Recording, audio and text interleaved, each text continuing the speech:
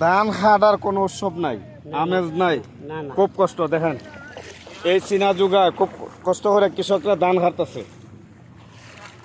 এই যে কষ্ট, এটা একমাত্র কেউ বুঝবো না। এটা যারা ধান ফলাইছে বা কৃষক তারাই বুঝবো। কারণ একটা একের জায়গায় খাটতে 5,000 5,500 করে লাগে। সে কয় টাকার ধান পাইব? মাননীয় স্পিকার, সে কয় টাকার ধান পাইব? দেখেন কি কষ্ট। এটা হচ্ছে হবিগঞ্জ সদর সুলতান মাহমুদপুর পশ্চিম পাড়া। ইয়া এলাকা অনেক ক্ষতি। এই যে আমার সামনে আশেপাশে সবাই ধান খাটতেছে, তারাও অনেক ক্ষতিগ্রস্ত। মাননীয় স্পিকার, তাদেরকে বরাদ্দ দেওয়া হোক। তারাও অনেক কষ্টে এই ফসল ফলাইছে।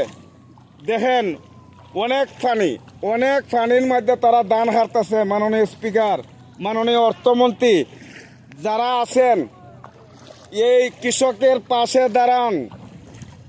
আপনারা চেতনা বাদ দেন, 71-এর চেতনা, 72-এর চেতনা বাদ দেন। কৃষকদেরকে বাঁচান, কৃষকের পাশে দাঁড়ান।